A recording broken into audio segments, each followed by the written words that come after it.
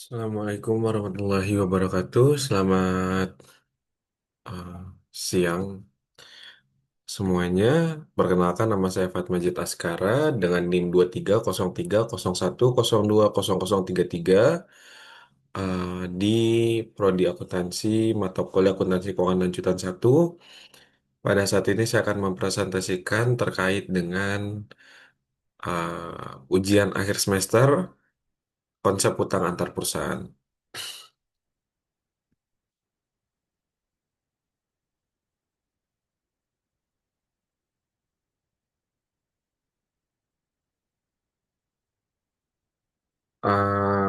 Materinya akan terbagi dari pendahuluan, definisi dan konsep, karakteristik hutang, pencatatan, eliminasi dan konsolidasi, tantangan dan isu penting dari ah, hutang antar perusahaan.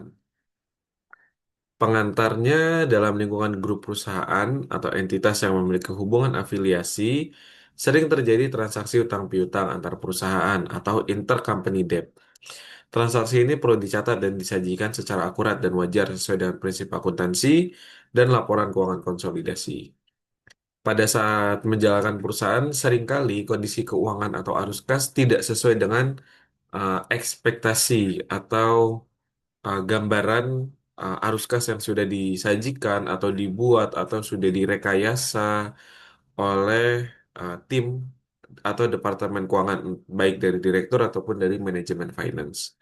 Seringkali di lapangan eh, seringkali terjadi hambatan-hambatan teknis, entah itu keterlambatan pembayaran dari customer, entah itu permintaan percepatan pembayaran dari supplier, perubahan kontrak atau kejadian-kejadian lainnya di luar hal-hal yang sudah direncanakan. Bahkan force majeure seperti bencana alam juga termasuk dalam uh, apa ya variabel tersebut.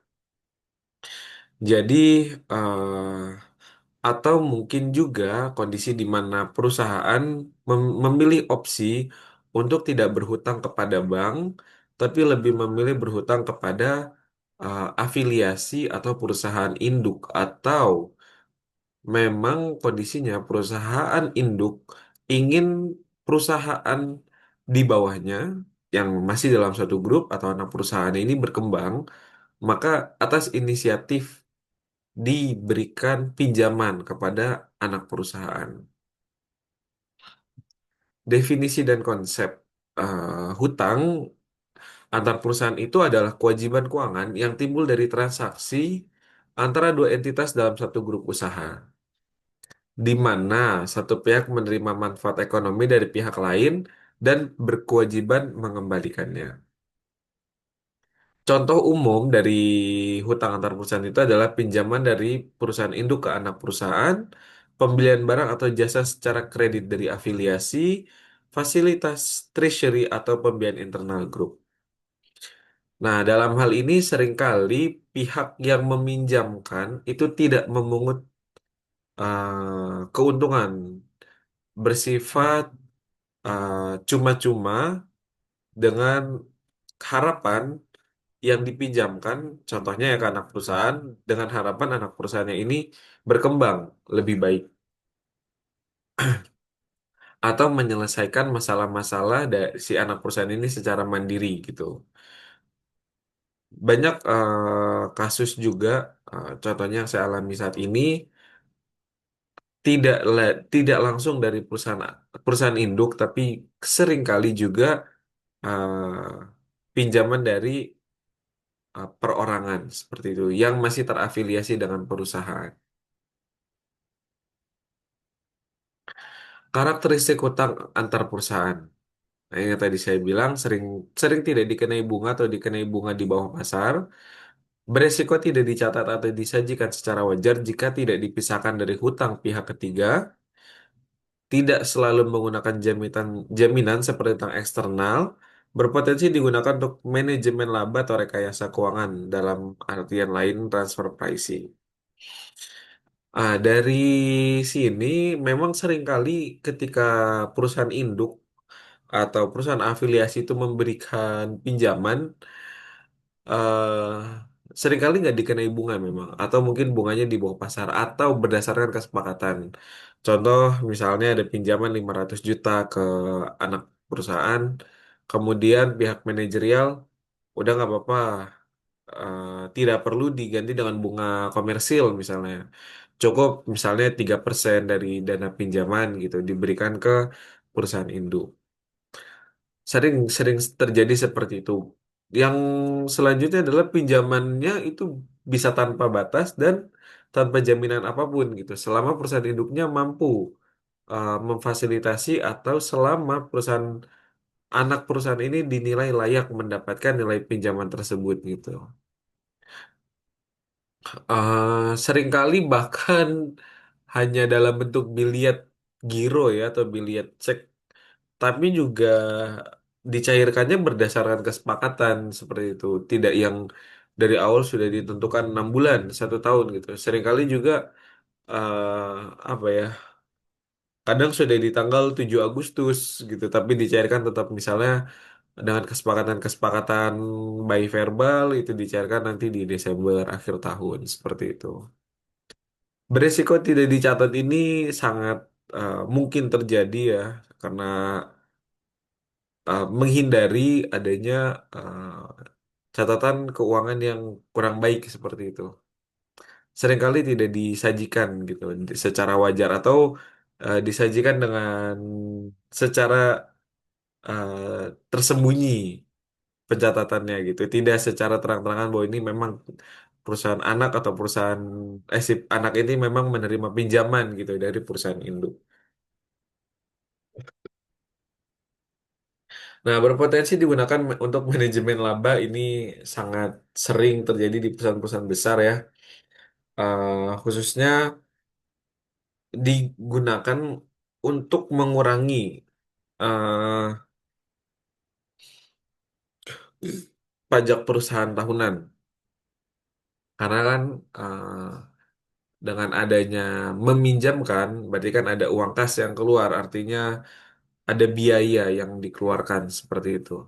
Ada cost of money yang dikeluarkan sehingga mengurangi profit pada periode tertentu seperti itu. Maka bisa digunakan untuk mengurangi nilai PPh badan dengan skema tertentu ya.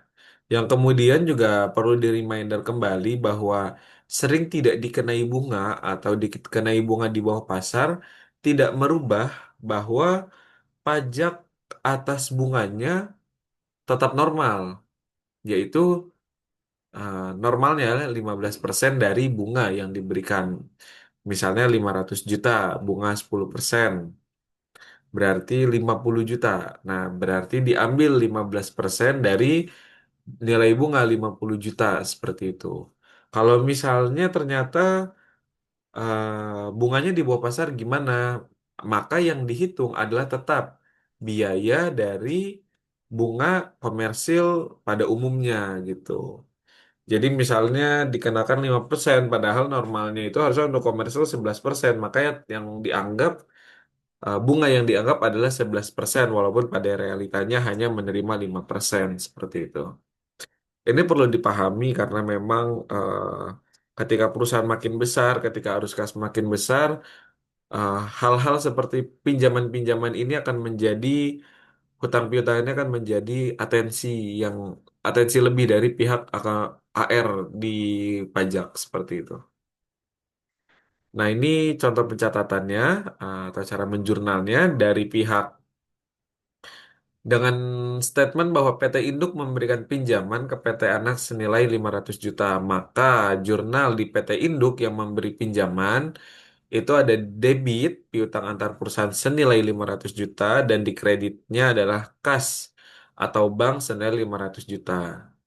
Kemudian bagaimana dengan perusahaan anak selaku yang diberikan pinjaman, maka masuk debit kas senilai 500 juta dan hutang antar perusahaan senilai 500 juta. Eh, Mungkin kita sama-sama sudah paham ya gitu, maksudnya piutang itu adalah nilai yang harus diterima di masa depan dan hutang adalah nilai yang harus dibayarkan, kewajiban yang harus dituntaskan di masa yang akan datang seperti itu. Kemudian jika pinjaman ini terjadi dalam satu perusahaan, maka harus dilakukan eliminasi pada laporan konsolidasi. Kenapa harus dieliminasi dari laporan konsolidasi? Agar laporan keuangan ini hanya mencerminkan transaksi dengan pihak eksternal, bukan entitas dalam grup. Karena pinjaman ini kan normalnya terjadi antar grup nih. Di dalam grup, maaf, di dalam grup. Maka kalau misalnya dicatat tidak dieliminasi, maaf, maksudnya tidak dieliminasi, maka nanti seolah-olah terjadi eh, apa harus hutang dan piutang ini terbaca gitu, terbacanya dari laporan grup seolah-olah grup ini kan nanti akan ada laporan konsolidasi ini kan udah jadi satu laporan gitu, satu laporan grup. Nah, jadi nanti terkesan ada hutang dan piutang dengan nilai yang sama, jadi justru eh, dipertanyakan gitu. Ini sebetulnya hutang di dalam grup gitu, jadi tidak perlu dicantumkan gitu. Maka zona eliminasinya itu adalah debitnya di hutang antar perusahaan 500 juta dan di kreditnya piutang antar perusahaan 500 juta. Sehingga nanti saldo hutangnya ini nol dan piutang antar perusahaannya nol. Gitu. Angka 500 juta ini mencerminkan saldo akhir dari masing-masing akun ya. Jadi kalau misalnya memang nanti 500 juta, sorry, saldo akhir dari akun hutang itu 500 juta dan piutangnya 500 juta gitu ya. Ya berarti dikeluarkan seperti itu. Tapi misalnya bagaimana jika ternyata saldo akhir hutang misalnya 600 juta, saldo akhir piutangnya ternyata 700 juta, maka ya cek kembali gitu. Berapa sih sebetulnya nilai pinjamannya? Jadi yang dicek itu saldo akhir dari nilai pinjamannya gitu ya. Seperti itu. Kemudian jika ada bunga,